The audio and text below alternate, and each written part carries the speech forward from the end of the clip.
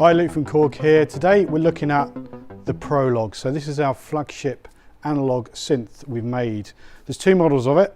We've got the Prologue 8 and the Prologue 16. So I'm just going to talk to you first of all a little bit about the differences between the two. So the Prologue 8 is 8 voice. The Prologue 16, 16 voice. So that means you can play up to 16 sounds, 16 voices at once. The Prologue 8 has 4 octaves and the Prologue 16 has 5 octaves. And you'll also notice when you're looking at the pictures, the front panel looks a little bit different. So first of all, the Prologue 16 has this low frequency compressor built in. So that gives you that extra kind of warmth and depth at the bottom end of your sounds. And also over on the left here, we've got a few extra controls, such as when we're layering sounds and splitting sounds, we've got a little bit more control on the front panel than we have on the Prologue 8, but it's all there, it's just hidden away in a menu. So yeah, they're the two different synths, effectively the same sound engine with both. And I'm now going to go a little bit more in depth about what the Prologue is. So I'm on the Prologue 16 here. So the idea of the Prologue is the fact that you've got your analog sound, but then we've mixed in an extra oscillator as well, which we call the multi-engine. So what that is a digital oscillator, which you can then choose the function of. So it can be just noise, or it can be a VPM kind of FM type sound, or it can even be a user oscillator. So you can load your own waveforms in, design them, and then really sculpt your sound and combine that great digital kind of sound with the analog oscillators. You can even design your own effects as well, which we'll get onto a little bit later. So let's have a listen to a few of the sounds. Just sticking with the digital oscillator for a minute, you've got these lovely sparkly kind of sounds.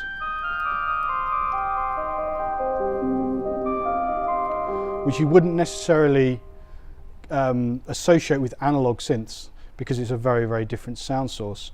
You've got, of course, great analog sounds as well.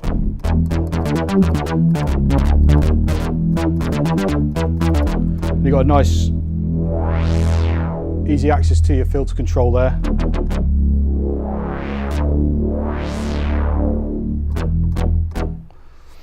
And I'm using my favourites. It's got live sets in here, which basically means you can arrange all of your favourites and then go through them. Does pad sounds really well.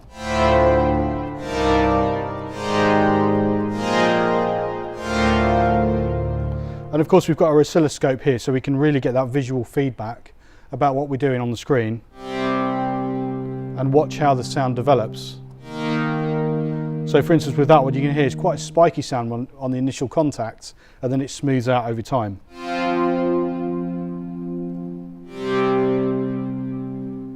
We've got controllers as well, so we've got a mod wheel and we've got our pitch control. So we've got a nice pad sound here, for example. And then the mod wheel is assigned to our filter.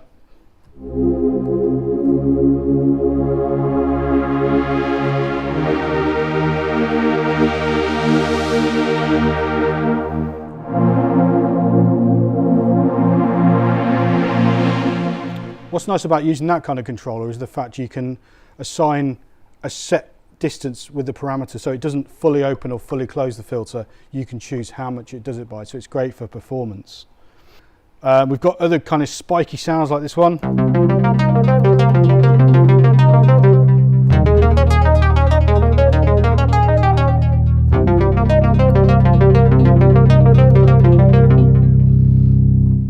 And as you can hear, we've got some effects built in as well, so we've got a nice bit of delay on there. Stuff like this.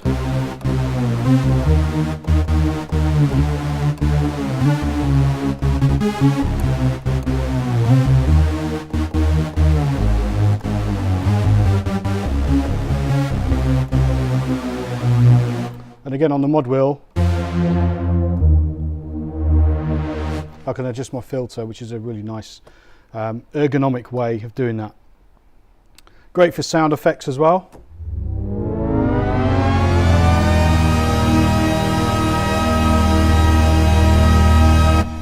And that's where having the 16 voice really comes into its own, because you can have lots of different big chords moving in different ways.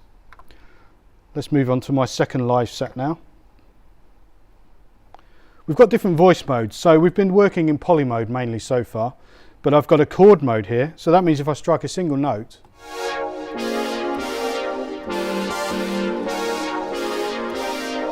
it'll play an entire chord for me. Plus then using the voice mode depth, I can change that chord. And it tells me on the screen what the chord is. So if I want a minor seventh, I can do that, or I can just go to a fifth if I want to.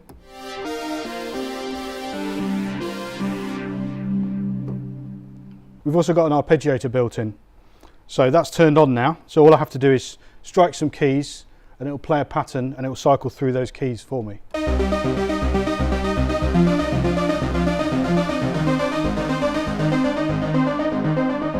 I can also latch it by holding it down and it flashes.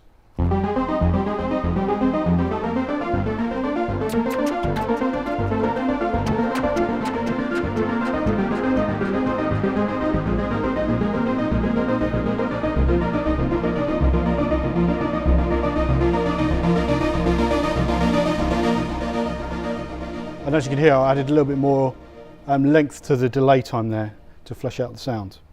Okay, so that's given you a little flavour for what the Prologue's all about. Amazing synth, combining your analog technology and some sample-based synthesis as well, in the form of VPM, your own user waveforms and noise. Loads of hands-on control. You've got an amazing oscilloscope on there. The build quality is incredible as well. They're all built in Japan. We've got our flagship action on here, taken from our award-winning Kronos. And when you get your hands on this thing, it just feels incredible to use and sounds amazing. So go and check one out.